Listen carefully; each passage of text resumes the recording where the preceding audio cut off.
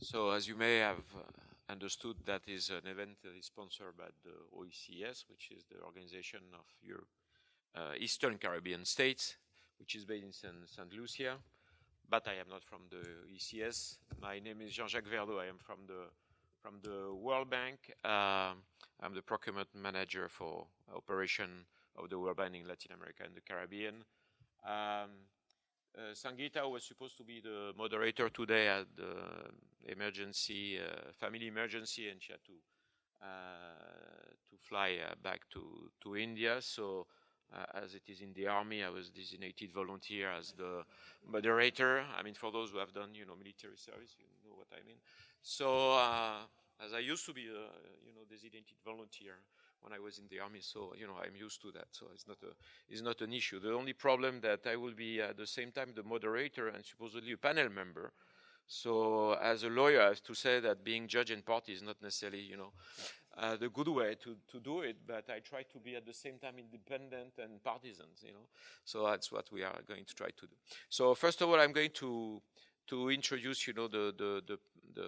the panel members. I'm not starting by myself. I'm going to start with Roselyne Opel. She's actually from the OECS Commission. She has, I think, a long career in procurement, like 22 years, I think, in procurement. You have been working. So she's in OECS Commission. She's in charge of what they call the pooled service procurement services, for the different countries, and they have a very active role, an operational role, I understand, in doing procurement, actually, on the behalf of the different states.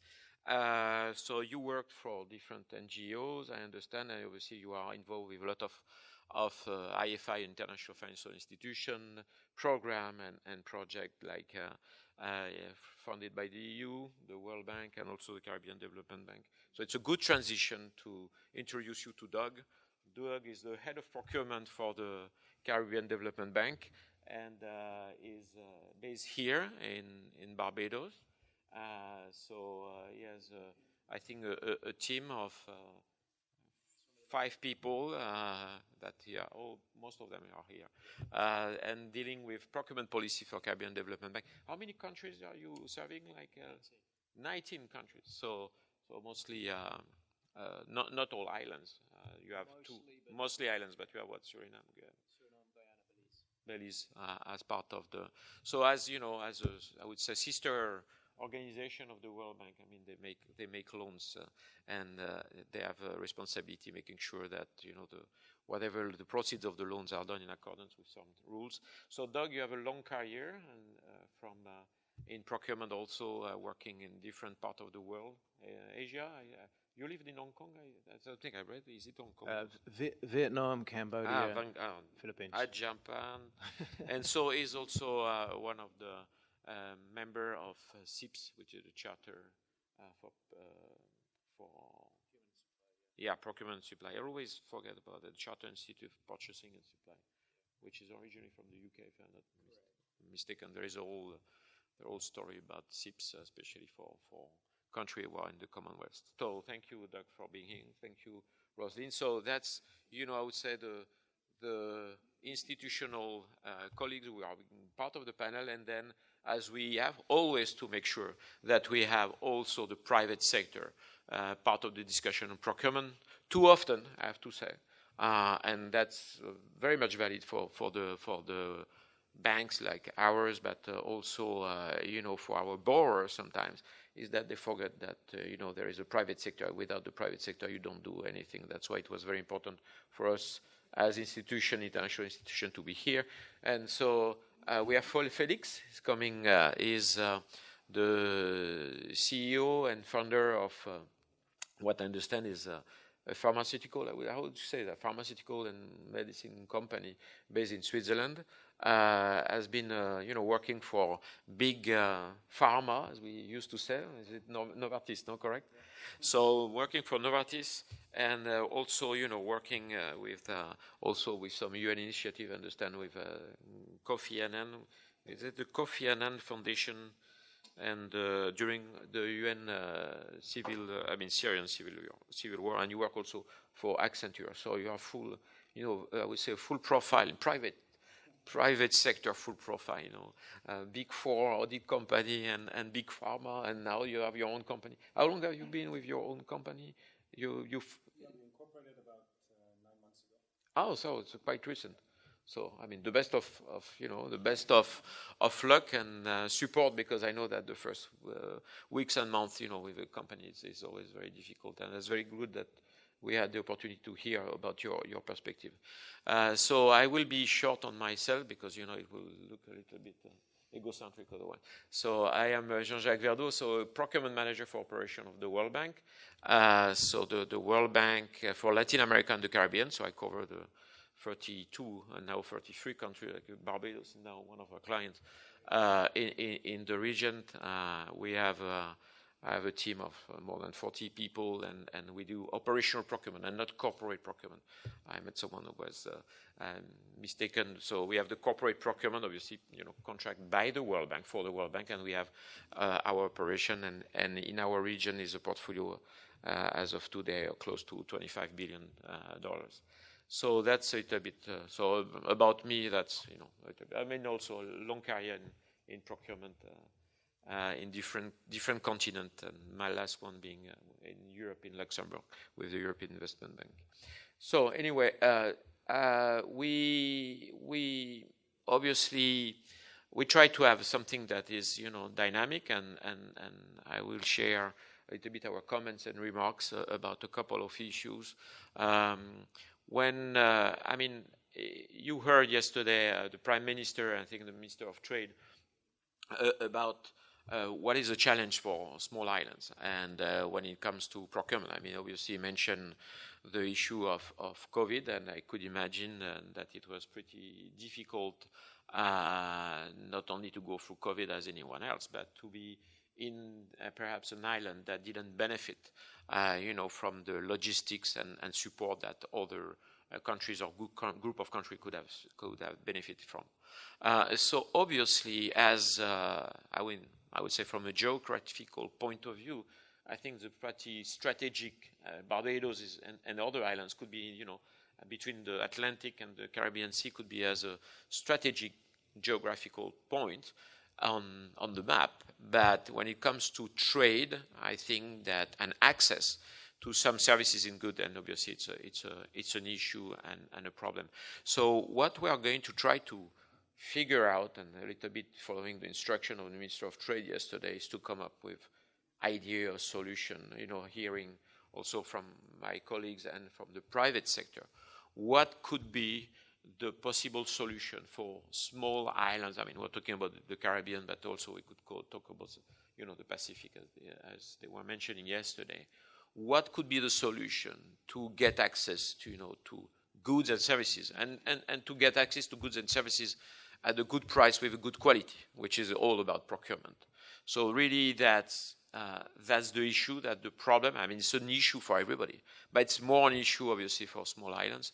So I think that I will you know, give that question and problems to my colleague about, you know, the situation here. For instance, small islands. I'm not myself a specialist. I mean, Caribbean is part of my portfolio, but not a specialist. So maybe I turn to, you know, first to the both of you who are more, you know, I would say engulfed in the challenges in the Caribbean. That what are the main problems that you see when it gets, you know, to access to goods and services procurement for these small islands, and what could be, you know, the first response or the first idea? I mean, you are in charge of a pool procurement services. You know, central purchasing could be always a solution, but technology could be another solution. But it's not easy just to say, you know, about technology. You know, I heard last time, I mean, you all heard about, you know, artificial intelligence. I heard that artificial intelligence could solve your problem, even your couple. I didn't know that. So, I mean, you don't have to go to any therapist now. You could use artificial intelligence. But I think that, you know, whatever technology could solve, it's not, you know, the response to everything all the time. So anyway, maybe Roselyne, you know, talk a little bit about the island and the, you know, the problematic here. And then I'm going to turn to Doug, and then, you know, to have your point of view from sector private sector perspective. Thank you, Rosemary. Thank you, Jean-Jacques, for that elaborate introduction and just setting the stage for us. So I'll speak from a perspective of the OECS Commission and the pooled procurement unit, because we do implement the actual procurement in the Commission on behalf of our member states.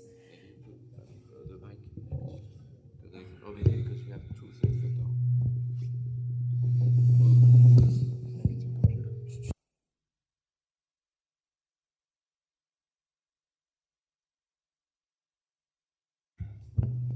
I think it's your mic. Maybe this one is better.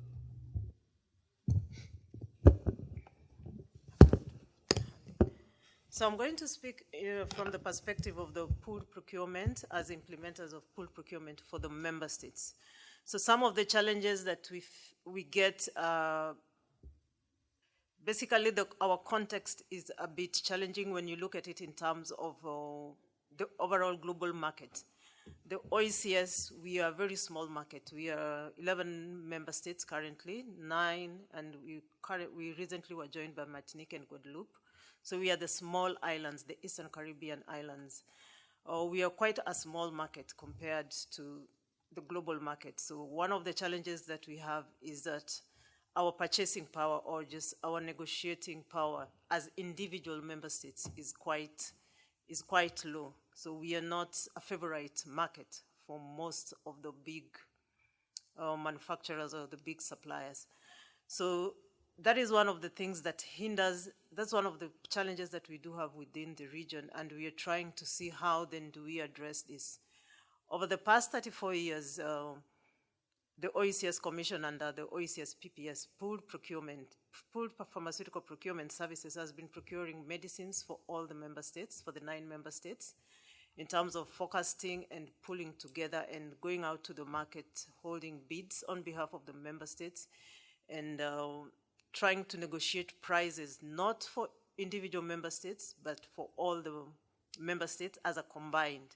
So we see that that has really helped us to be able to get that negotiating power and push those prices down. The other thing we see is that there's quite a lot of fragmentation within our market, within our member states, when we go to the market as individual. What we realize is that even for projects, when we go to a supplier as an individual member state, the pricing that we would get as an individual member state is different from each other. So Antigua would get a different price, St. Vincent, St. Kitts would get a different price from the same supplier for the same project, same specifications. So that market fragmentation is also one of the challenges that we are facing, because again, our islands are sort of unique, but we are trying, I think later on in the discussion, we're going to see how we are trying to address some of those challenges. The other big challenge, and I'm hoping that we have logisticians and maritime persons within our room today, is that we have issues around transport and being able to move goods from one island, inter-island transport. There's the global challenge of having very limited flights coming into the Eastern Caribbean member states. So most of our goods are shipped into Barbados, or some are shipped out of Antigua, then distributed into our islands. And for some of our islands, it could take probably 6 months before you can get a ship, or a ship that's going into the islands. We would always get flights, but again, they are not regular. So we have the logistical inter-island shipping and transport, but we also have the global challenges for airlines that are coming into the island because of, again, the numbers that we do provide as individual islands. The other thing that we are having is in terms of IT, technology. Technology is good when you have the numbers behind it. So for example, we have Montserrat, which is one of our smaller member states, and it has about 8,000 persons, 5 or 6, a population of 5 or 6,000. Investing in a technology for Montserrat as an individual member state would be quite expensive if they would go into it as an individual. So we have had those challenges because we are not able to invest. But again, we are looking at ways of now, how then do we bring our numbers together so that we can pool all our needs, identify what we can procure as a region, as the OECS, and then have that benefit distributed amongst our member states. So that's the other thing. One other thing that we are currently facing, and as OECS, we are trying to see how to harmonize is the regulations within our member states, the procurement regulations and the procurement practices within our member states. So each individual member state has its own regulations, has its own practices. So we are trying to see how we can then harmonize those regulations. The other biggest challenge that we do face is in terms of capacity. Technical expertise and capacity in procurement is a challenge in the Caribbean, not only in the OECS, in the Caribbean, but again in the OECS is much more noticeable because it takes us probably between a year or two to hire a procurement officer. Yeah, just a procurement officer, just hiring and getting the right expertise. So the other alternative is to go outside the Caribbean and get that talent into the Caribbean. So we are also trying to see how we can then develop that talent within our member states to be able to serve our member states. And in the event that we have to bring in talent, then how do we make sure that there's knowledge transfer within our citizens? So I think those are part of the challenges we're facing. Thank you very much, Rosalind. Doug, your perspective, as an IFI and even, larger, number of countries. Sure. Thank you. And I think you've both set the scene quite nicely. And Opal spoke to some of the demand side challenges, the lack of purchasing power of individual island states. And we're seeing that even, I think it was alluded to, even within a particular administration, fragmented spend, even within one country. On the supply side, a lot of the structural challenges were spoken to yesterday. Small island states, of course, mean small markets, relatively small firms, which are struggling with all of those inherent challenges that other speakers spoke about yesterday, the energy costs, the bureaucratic costs of doing business generally, transportation challenges, ease of accessing credit. All of those hamper their growth and their ability to grow within their domestic markets and regionally, which makes it difficult from an IFI perspective. Often on our procurements, we find that many of our opportunities are too big for national providers, but are not large enough to bring in international bidders. So there is definitely that challenge. What would actually help is a better functioning CARICOM public procurement market. Obviously, there is a procurement protocol. It hasn't quite evolved, I think, as anticipated. We have a limited number of countries, I should say, who signed up to that protocol. And those are mostly small island states, of course, including Barbados. But because of the profile of the procurement undertaken by many of these islands, the majority of the contracts would fall under the threshold anyway for regional competitive bidding to grow that regional market. And the bigger players are actually not part of that protocol. So that really hasn't evolved perhaps as intended. So in that space, I think there is an opportunity with the OECS Commission and the economic bloc within the OECS. It's interesting, of course, that the revised Treaty of Basse-Terres, which governs that economic bloc, doesn't really speak to procurement. It has one passing reference to pool procurement in the context of education, the countries coming together to buy textbooks. So there was obviously some thought early on about that, and things have evolved. And obviously, the Commission has been doing great work in pharmaceuticals for many years now, and I think there are aspirations to do more. So probably, I think there's a little bit of a policy gap at the moment, even at the OECS level, as to how that pool procurement mechanism could perhaps be better used. Opal also spoke about technology. I think that's important from a number of different aspects. One, obviously, all of the efficiency and transparency gains that come with using digitization in procurement. That goes without saying. I mean, we've had countries such as Jamaica who've been doing that for a long time, but we've had limited success elsewhere. But the OECS is one of the areas where we have started to see an uptake. Obviously, St. Lucia has rolled out their e-procurement system. Grenada's looking to do so soon. There is a system, of course, at the Commission level already, and even very small Montserrat, who Opal alluded to, have a platform of sorts. So there is progress, but I think that perhaps even more importantly than having the efficiency gains from e-procurement is then using that data, because that then feeds into understanding what the spend, the profile spend looks across individual countries and perhaps within the OECS sub-region, and that can help drive where there are opportunities for pool procurement. So the two speak to each other, the technology and the policy drive to do more at a sub-regional level. Just on challenges, I think we should speak about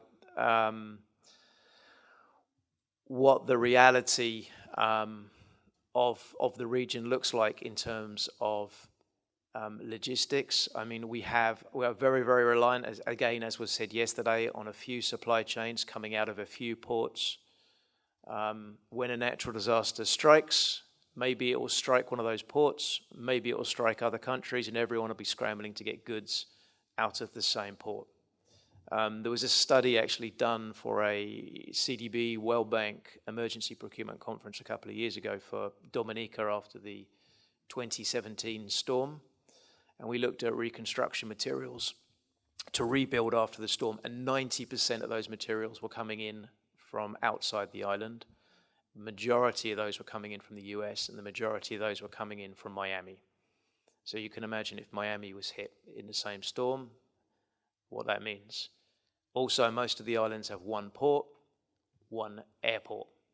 So it's naturally you're going to have a bottlenecks. If an island is struck, all of the public and private sector is seeking to rebuild at the same time. Even if those ports of entry are open, it's going to be very difficult. So these are beyond just procurement, these are logistics and operational issues that need to be considered. Capacity was, I fully agree with what Opal said about capacity. Procurement and logistics is still an emerging field, I think, particularly in the public sector. It's an area where we've been paying a lot of attention in partnership with the World Bank, actually. We established a training center in Jamaica to try and deal with some of that challenge, to provide technical qualifications. But it is a long journey. It takes a long time to build up a cadre of expertise. And when we're dealing with small countries, there are budget resource limitations. You are only going to be able to grow to a certain size in terms of the resource that you can have. So again, I think there may be opportunities if you have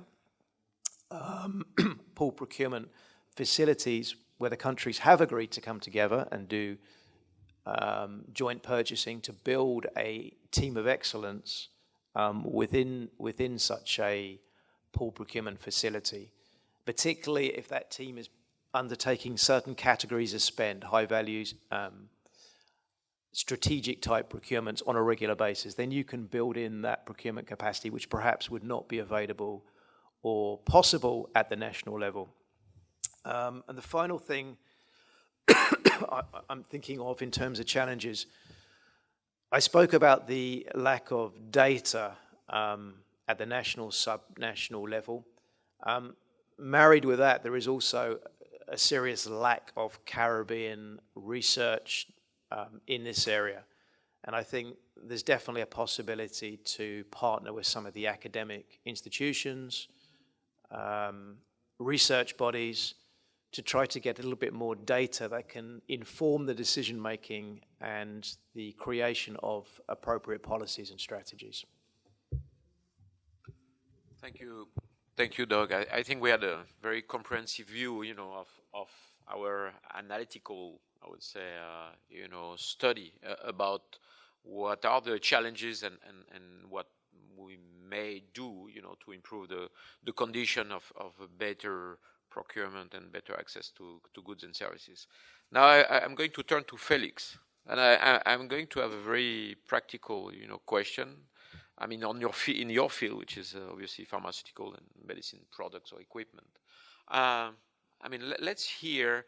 You are a new company. You are looking for new markets, perhaps, and now I don't know if you knew before, the Caribbean, but okay, you are a company. You are a new company. You are looking for these markets.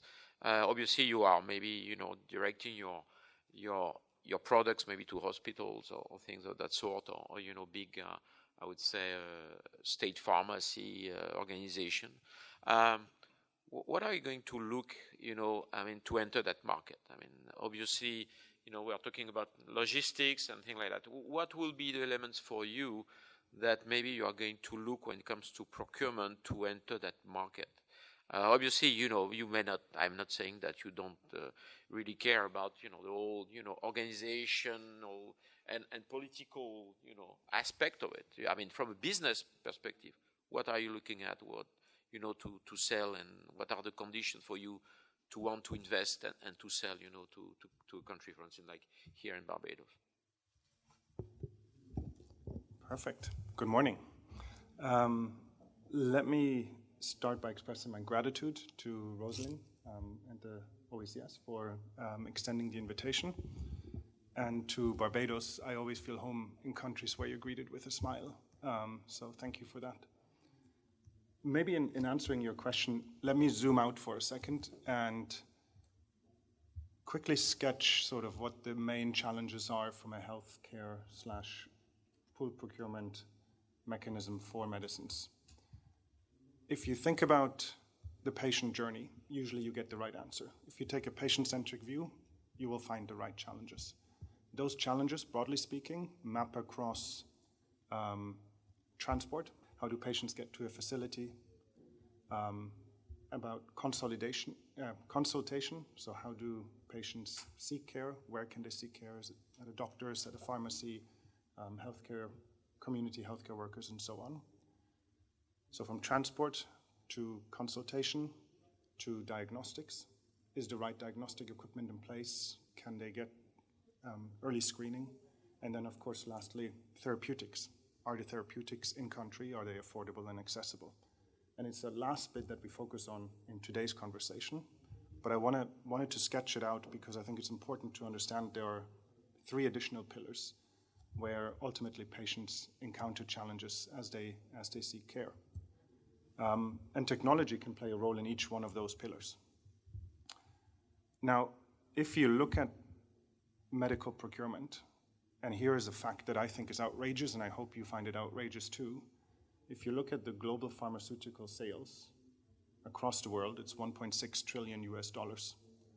Of that by the way, can you hear me well? Okay. Of that $1.6 trillion US, 94% of that is achieved in just 20 countries. Those 20 countries are the EU5, US, UK, China, Japan, and a few others. Now, that to me shouts market failure, right? Now, the question though is, and that goes now to answer your question, Jean-Jacques, is why is that so?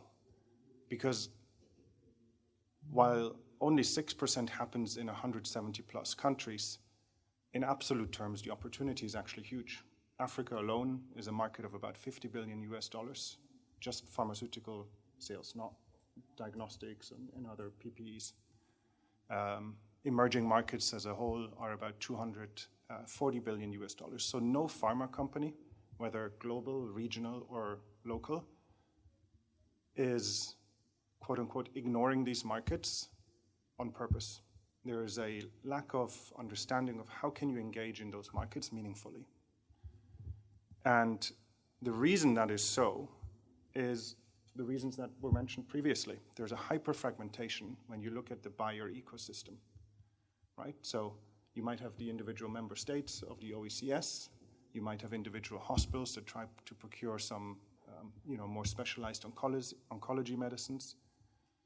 And in a world where the buyer ecosystem is so highly fragmented and they go through distributors as opposed to pharma companies and how they purchase their products, you necessarily need to compensate. And you compensate by saying, well, I'm not just going to procure for the next 6 months, but I'm going to submit my procurement needs for the next 2 years. Now, I don't know what I need 2 years from now. And certainly the data element that you mentioned is very challenging. In addition to that, because you're not working with the pharma companies, you have incredible markups. We did a study in sub-Saharan Africa where essentially markups range for your essential medicines between 250 and 500%, because it goes from pharma company to wholesaler to distributor and the logistic companies, import cost, all of that, right?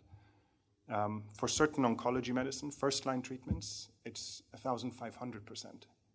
So if you ask yourself the question, how can we make sure that patients have access to essential medicines, then that is a challenge that you need to address. Combined to that, and then I'll really address your question, combined to that it takes about 5 to 10 years from product launch, medicine launch in a developed country, to launching it in a emerging market, then you really start understanding those challenges around access to medicine. Now, what can technology do? What do we do, and what do we look for when we enter the market? Now, you're going to have to stop me talking, because once I start talking about my company, I will not stop. But that's what we call info commercial. But that's okay. That's okay. I actually try not to talk too much about what we do, but what solutions work, and then we'll leave it up to you to decide whether we're a good partner. So the first thing that technology can do, it can seamlessly unite, right? You can have players from 170 different countries all coming onto one platform, one space, to express their needs, their health needs, and have those needs be listened to in a one-stop shop.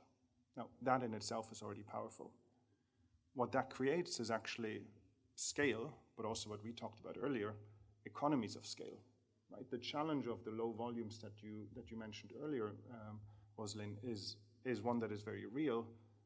But even at small quantities, if you multiply small quantities of 20, 30, 50, 80 players, they are no longer small quantities. And that's what I mentioned earlier, that 50 billion, 230 billion market, once it's consolidated, trust me, the pharma companies will very happily engage with you. The last one is it brings really untold analytics. What you're able to do when you collect systematic information, when you systematically collect information and are able to put an intelligent technology layer on it, you can start really understanding what is my stock in, stock out rate, why is it increasing due to seasonalities, due to rain, or other factors. Now, at AXMED, which stands for Access to Medicine, what we do is we bring together the buyers on an intelligent platform so that they can increase their collective purchasing power on our platform. We're incorporated as a public benefit corporation. I hope I get a question around that later on, so I can. So tax related. No, we pay taxes. You pay taxes. Yeah, exactly. Very happy to explain later. I just, you say, rings a bell to me. And unfortunately, we pay taxes at the rate everyone else does. Coming from Switzerland, I said, Switzerland's kind of tax benefit. Yeah, you have 2 minutes. Huh? Yeah, I only need 1 minute, so that's perfect. Now, what that platform does, other than re-giving that purchasing power back to the buyers, is to essentially shift the fundamental economics that govern the pharmaceutical sector, precisely because of those economies of scale, but also because of the simplicity of how pharma companies can engage with those stakeholders. in a previous life at Novartis, I can tell you we had a team of plus 900 people on the African continent. They're running from Ministry of Health to hospitals, getting tender documents, not knowing when the next document comes out, having 2 days to sort of turn around and submit the tender. And all of that technology is able to solve. So what it does, and I'll just make 2 more points, is technology combined with the right partners democratizes access to medicines around 3 fundamental pillars, in my view. That is the availability of products, the accessibility of products, and the affordability of products. But, here is the but. This is an important one, 30 seconds. It doesn't work if I come up with that solution in Switzerland and I go to markets and I say, here is what I've got. A few years ago, I co-authored a UN Broadband Commission report on AI for low and middle income countries, where we looked at what are the shortcomings of technology for low and middle income countries. And the truth is, a technology needs to be co-created, not just aligned or, I pass by and ask what's important for you, but really sitting down together, understanding what is important for you, what are the use cases that matter to you, put that into product development and develop a product that actually works for you. So that to me is really important. Thank you. You use all your time now. I could not go back to you now. No, I'm kidding. No, just my 2 cents contribution as the panel member. I mean, I agree with everything that was said by my colleagues. We do not have to forget a couple of issues when it comes to procurement. When you are a private firm, and it's valid, for a small island, also a not so small, island. I mean, a larger country is the condition of the procurement in terms of bureaucracy, in terms of payment. So you are a small firm or large firm, you are going to look at that in terms of procurement. I mean, we could have a perfect integration, we could have a perfect platform, and we could, pool all resources to have a kind of central purchasing system. If, you are going to ask for, I don't know how many requirements to register your company, your product, and you have to comply with standards that some of them are quite, I would say, original or domestic, I would say, on one side. And if you know that you are not going to be paid before 6 months in the best case scenario, and things of that sort. Beyond logistics and beyond all the procurement system, the best in the world, supposedly, if you don't have this basic consideration, a private company is not to come. And I could assure you, I'm telling you, I was in another kind of tax, related country because I lived in Luxembourg, and so when I was European Investment Bank, I mean, Luxembourg obviously, could feel that, it's a country with a lot of money and things like that. What they were able to do during COVID, I mean, Luxembourg obviously could be seen as a rich country, but it's a small country, and they don't have, political, I mean, they are, in the center geographically of Europe, but it was not easy for Luxembourg to get access to, masks and things of that sort. But there are 2 issues that they were able to do. They were able to pay right away, cash, and they were super flexible. And then, when I was living in Europe, we were the first country, when I was in Luxembourg, to get the mask. They're distributing masks everywhere. Before any, between brackets, their big neighbors, like Germany, Belgium, and France. That's the reality. So this small country, well, a lot of resources I have to recognize, but they pay cash, and they were super flexible. They were able to send the planes and things like that, and to do everything very, very, very quickly. We should not, keep that out of our mind. It's not only a central purchasing issue. It's not only technology and having. I completely agree with Doug and Rosie. It's not only that. It is also, this kind of consideration that are valid across the board for any procurement system. So that's my small promotion of my country. I live 6 years, which is Luxembourg, which is very nice, I have to say. Apart, from its reputation in terms of fiscal issue, it's a very, very nice country to visit and to discover. So, I will try to leave, at least 10 minutes for the question, but I'm going to ask one question. I listened to the minister yesterday. He said, out of this big forum and big organization, I could understand that he wants, some answer, and to come up with, one proposal. So we are, let's say, for 2 minutes, we are the advisor of the Minister of Trade in Barbados or any of these colleagues in the region or even the Pacific. And you have to advise him and he tells you, give me one thing that I could launch tomorrow that is going to change, I would say the context for procurement, that I will be able to buy tomorrow, for instance, medicine quite rapidly and, at a reasonable price. What will be the one decision I should make, or maybe the bank should help me to do, and to move, I would say, the agenda and to have a much more efficient and accessible procurement. It's not an easy question. I'm sorry. I am not sure that I told you that before. Yeah, so I think for us, from a perspective of the Commission, we have started thinking about what is it that we can do in terms of procurement to make things better. And we are looking at it not as a single solution, because every solution is always has some different aspects to it. So you can provide one solution, but then if it's a hanging solution, then it really creates more problems and doesn't address the main issue. So from a Commission perspective, we are strategically working with our partners to try and shift more so how public procurement is done. So we have been successful in pooled procurement in terms of the health. So then how can we translate this success into our public procurement systems? And this includes donor-funded projects, government projects.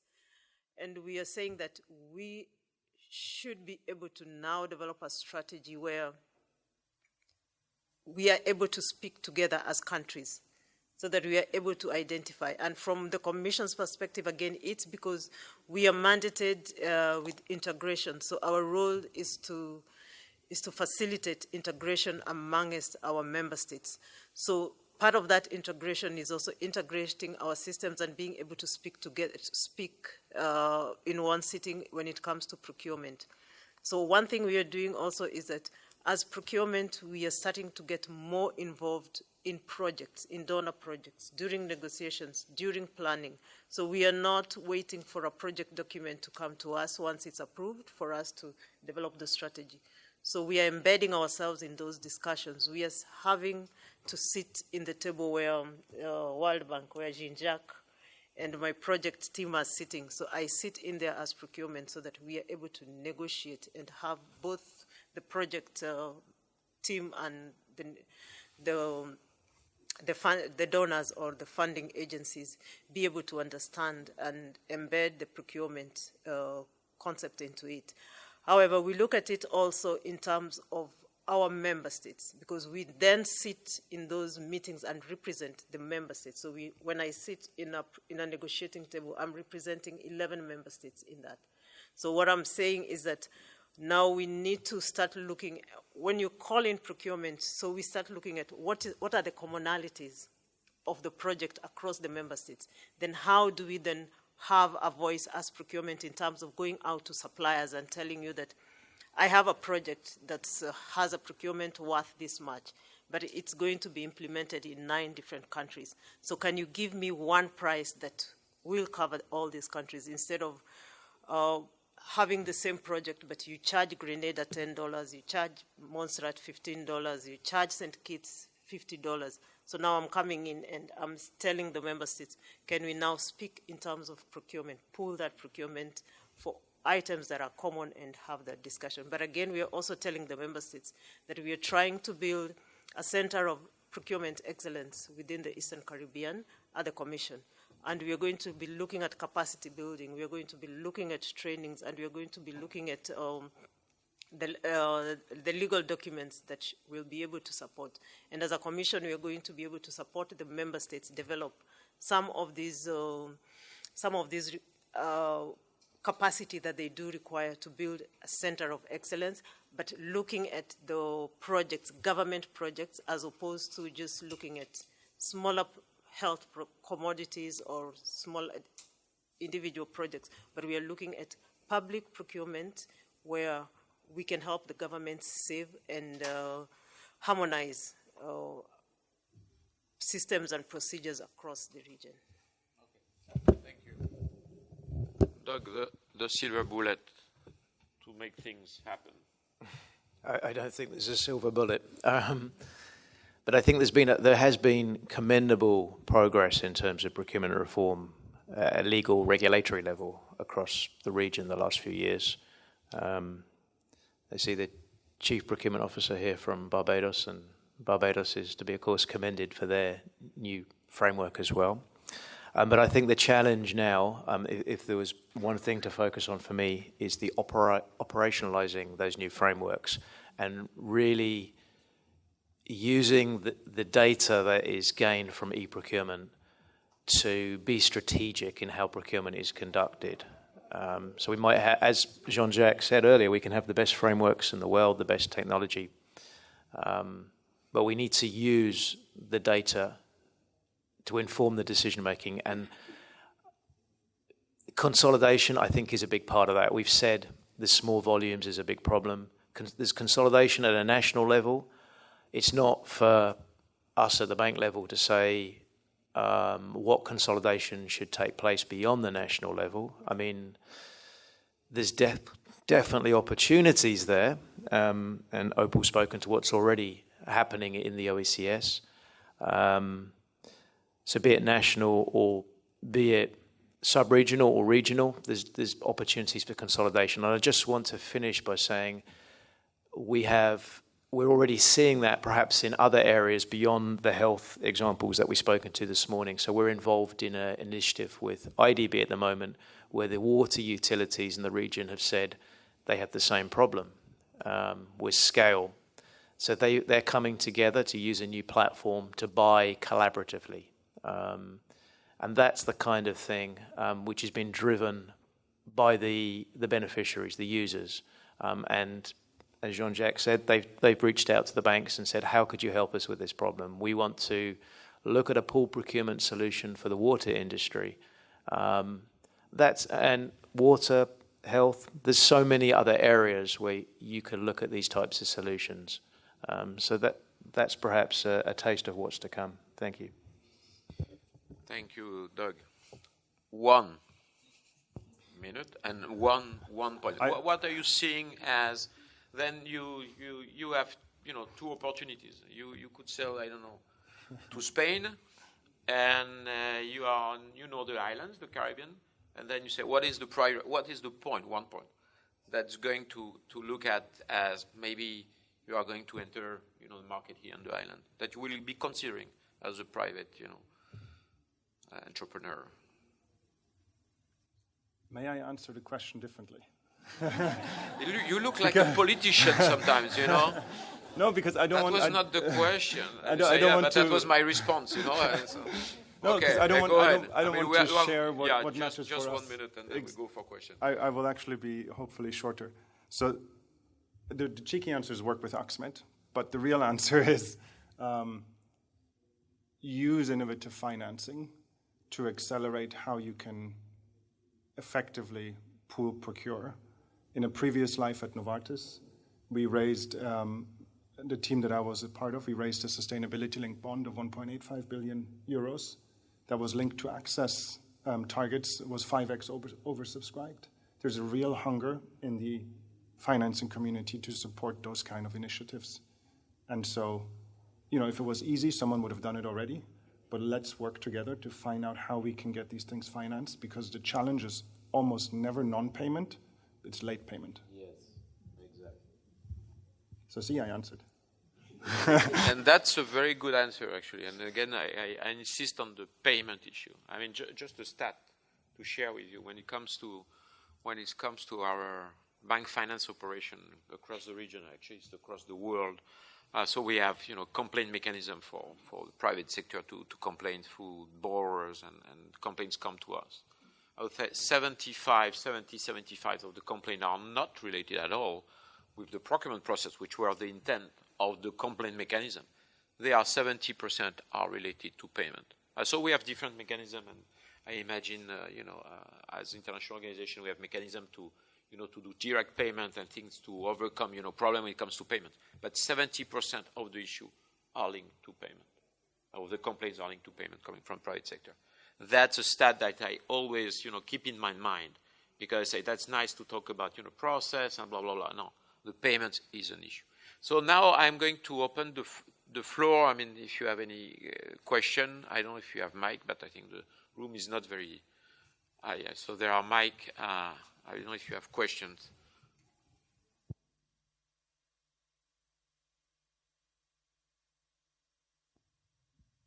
And please introduce yourself very quickly. Roberto Samayoa, Operational Excellence, Pan American Health Organization. We do pool procurement, and we purchase on behalf of member states. Our big issue is demand. We receive the requests from countries on drips, just one here, one here, one here. And you want to deliver to the country. And naturally, you have a delivery of $1,000 in goods, $2,000 in freight. What we would love is to have the consolidation of the demand of the country. If it could be done, the countries will benefit of a bigger purchase, and we could also look at how to reduce freight. But is it possible through country collaboration to aggregate demand? Because that will do a lot to move the market. Yeah, thank you for the question. On this one, actually, it relates a little bit. I have a question for you, Rosie. So you are a kind of centralized aggregator, kind of purchasing, agency in some way for the Caribbean states. I mean, first of all, so you are doing medicine or equipment linked to medicine, or is it limited, or is it limited in scope? Is it limited in the number of countries? Are there the countries go to you to address these kind of things? Because consolidation, as you rightly said, consolidation is everything. Because if you have to pay more for freight than for the same product, we have a problem, obviously. Is there any possibility, and going back to my previous question, is it that we say OECS, for instance, Commission, is for your 9 countries, you should have a bigger mandate, larger mandate, to buy, to be able to buy, medicine for the 9 member states. Is that something possible? Because really, I don't know the answer. So what we do at OECS PPS is we do get their forecasts for 2 years. So we have a system that allows us to get 2 years forecast. It's not the best, it's not very accurate, but so far it's one of the other strengths that we have within the Commission, because we are able to gather that data directly from the ministers, from the ministry. So we have it's called what? We have the goodwill of the Ministry of Health that allows us to go in country every year and do our assessment and collect all the necessary data. But again, we have a system where all member states are mandated to procure through. So you have to have fed your forecast into that system. So we are always able to see where there's variations or where there's an increase or a decrease. The regular orders are made every quarter. So in a quarter, if you do not request, we ask you, why didn't you request? Because you needed to have. If you requested more, then we tell you that, yes, you requested more, but at the forecast, this is what. So that's how we do regulate. But we have a system that gives us every 2 years a forecast, and we review it every 1 year, because our tender cycle is 2 years. So at the end of the first year of the tender cycle, we are able to sit down and review and ask the member states, has anything changed? Are you anticipating something new? What has changed within your healthcare system? And then as they implement, some countries are implementing universal healthcare. So that means we may need to procure more than what we were procuring. So we are able to have meetings, quarterly meetings, and we are also able to have annual meetings to decide on the forecast. So it's a challenge. It's not it's not 100% perfect, but at least it's working up to about 80% for us. Thank you. And we do procure all, right now, we started with medicines only, pharmaceuticals, but now we've expanded, so we've gone into all health commodities, including equipment. But it's up to the country to ask you. It's not, I mean, they don't have to go through you necessarily. They are mandated to go. So OECS PPS is a subsidiary of the authority. Yes. So it was created purposely for that. So they are mandated to procure through the OECS PPS. They kind of don't have a choice. Yeah. So, okay, no, but it's good to know yeah, that they don't have a choice. That's the body that's... because you could be a facility that exists, but not necessarily, mandatory to go through you, which No, I think it's mandatory, and we are managed by a policy board, and the policy board consists of a minister of health and the permanent secretary. The most fortunate thing for us is a good number of the ministers for health and the ministers for finance, who we are really involved with, are also the prime ministers. So that's, the system does work, and they're mandated. Yeah, just very quickly, coming back to the PAHO point, from a technology perspective, what we've seen is very few, if any, of the e-procurement systems that the public sectors are using have linkages between the procurement and the budgeting finance systems, which would really help with the issue that you're speaking to, and for that matter, the payments as well. So that's definitely a shortcoming. Thank you. Yeah, another question, please. Thank you so much. And one follow-up question in regards to the procurement of medicines. So there are two main challenges. One is the minimum order quantities, right, from suppliers, and the second one is in the logistics. So I was curious to learn how do you address those two challenges, considering that most of the volume comes from India. Do you have like a cross-docking operation or hub, consolidation of orders on the same freight? Thank you. We do direct shipments from supplier to the member state. So we don't have a hub. So our contracts are delivery to the member state. In terms of quantities, the minimum and the maximum quantities, I think we are able to negotiate with the suppliers, because now we already know, and most of our suppliers know our forecast for 2 years. So that gives us sort of an edge. But again, we are able to negotiate on the expiry periods and the shelf life of the product, so that for the shorter shelf life items, then those we cannot receive up in advance. For longer expiry items, then we can work on the minimum quantity and see what works best for both of us. Thank you, Rosine. I don't know if there is any more question. Yes? I have a quick question. I may have been answered because I came late. In the case of medicines, I've been involved in procurement of national medicines for 4 months. The two issues that I don't know whether you've discussed it. One is, are we talking about generics or patented products?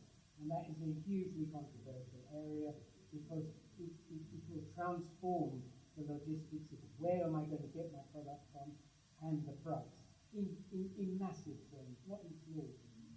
And we've seen that with COVID as it is a classic example.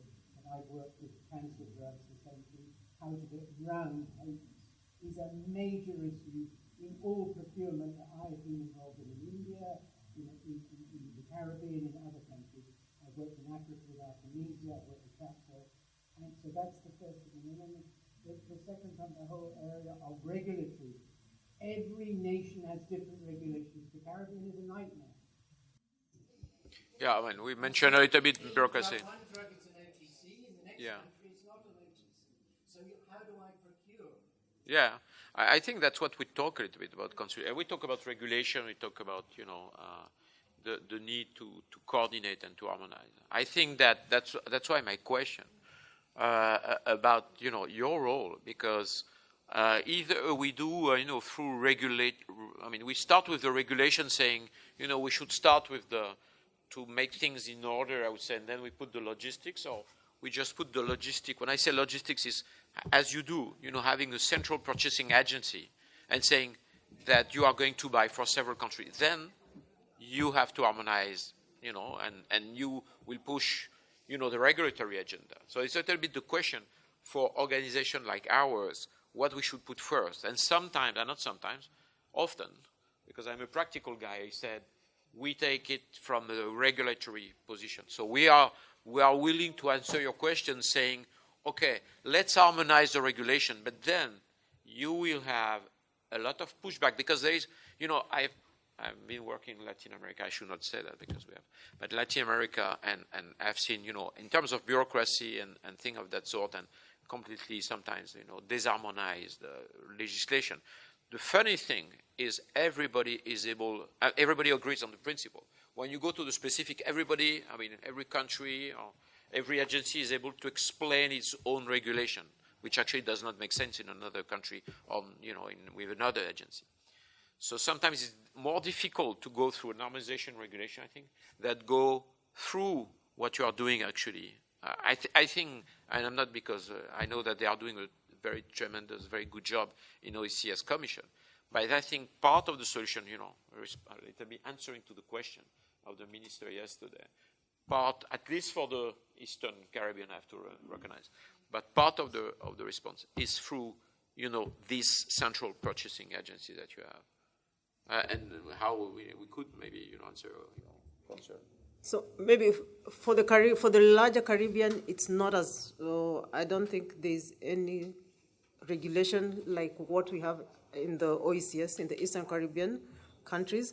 We have a formulary list that is agreed on.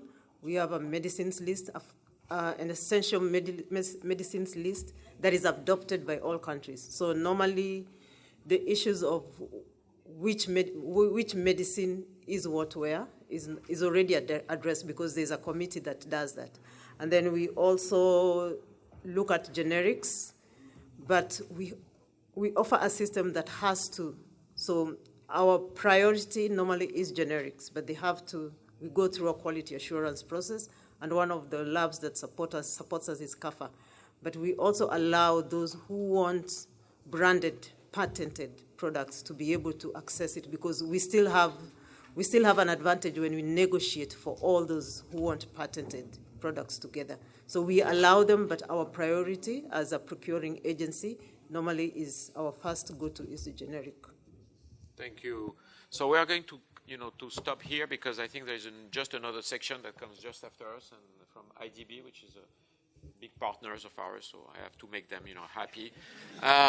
So thank you all, for attending that session early in the morning, and a little bit of big of applause for ourselves. So thank you again.